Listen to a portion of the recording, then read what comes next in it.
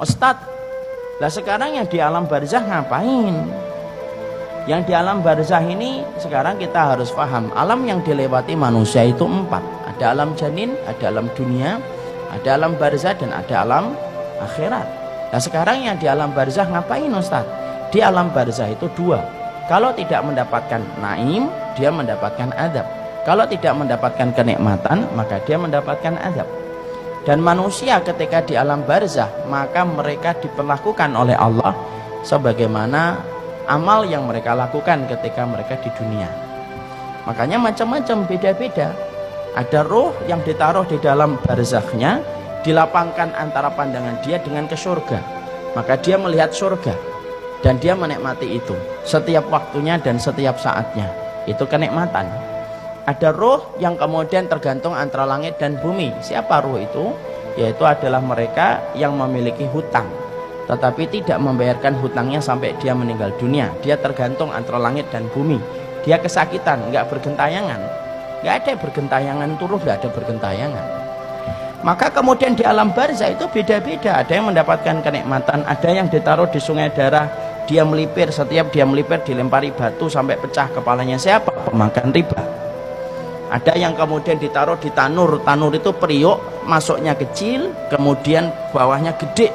Untuk siapa? Mereka para pezina yang tidak bertobat sampai kemudian mereka mati dengan zina yang mereka kerjakan. Dididihkan oleh Allah setiap waktunya. Makanya zina itu urusan gede, itu zina. Urusan yang tidak bisa dipandang remeh itu urusan zina.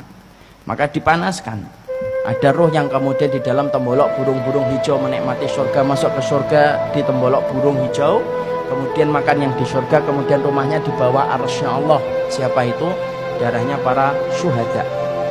Beda-beda. Ada roh yang kemudian mati bunuh diri terus. Kalau dia bunuh dirinya dengan gini, ya dia gini terus. Siapa itu? Orang yang matinya bunuh diri. Kalau ada orang yang kemudian matinya minum baygon, ya di dalam kuburnya minum baygon terus. Dan tidak usah tanya, baygonnya dari mana Ustaz? Saya juga nggak ngerti. Tapi di situ kemudian disebut dengan alam barzah. Alam barzah itu bisa nggak ketemu Ustaz? Bisa. Orang itu kalau di alam barzah bisa ketemu. Makanya perhatikan ketika Nabi lemah di atas pangkuan Aisyah radhiyallahu anha, maka Nabi mengatakan ila rafiqil a'la, ke teman-teman saya yang berada di tempat yang tinggi. Siapa itu? Musa, Ibrahim, Harun, Ismail. Makanya Nabi ketika Isra Mi'raj ketemu nggak dengan saudara-saudara beliau? Ketemu Nabi Musa, ketemu Nabi Ibrahim, ketemu Nabi Adam. Berarti dari dalil itu alam barzah itu mempertemukan ruh selama mereka mendapatkan kenikmatan kubur.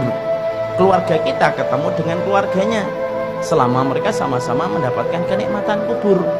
Jadi maaf, kalau orang tua kita, bapak kita meninggalnya di Aceh, ibu kita meninggalnya di Timur-Timur, selama mereka sama-sama mendapatkan kenikmatan kubur, maka mereka ketemu. Karena alam barzah itu tidak sendirian. Alam barzah itu mempertemukan dengan saudara-saudaranya, syaratnya satu, sama-sama mendapatkan kenikmatan kubur. Dan kita saling bisa mengunjungi satu ruh dengan ruh yang lainnya ketika di alam barzah. Makanya kita kemudian mendapati satu hadis yang disebutkan Rasulullah, ruh itu kalau mereka berada pada kenikmatan kubur, mereka saling kumpul. Makanya kalau ada ruh yang baru datang, baru meninggal dunia, mereka menyambutnya. Dan pertanyaan mereka, pertanyaan tentang keluarga-keluarga mereka yang mereka sudah tinggalkan lama ketika terputus kabar dari urusan dunia. Ruh-ruh yang lama itu akan tanya sama ruh yang baru, gimana kabarnya anak saya, gimana kabarnya suami saya, gimana kabarnya keluarga saya. Itu akan ditanyakan kepada ruh yang baru datang. Itu kata Rasulullah, hadisnya sahih. Kadang-kadang mereka bertanya, gimana kabarnya fulan? Maka ruh yang baru datang itu berkata, loh, fulan itu sudah meninggal sebelum saya, dia sudah meninggal sebelum saya. Lalu kemudian apakah dia tidak datang ke tempat ini? Baru kemudian dijawab, oh kalau dia tidak datang, kalau meninggalnya sebelum kamu, kok tidak datang kepada kami, fa idza huwa ila hawiyah, berarti dia pergi ke pangkuan api neraka. Nah disitulah ruh itu ketemu.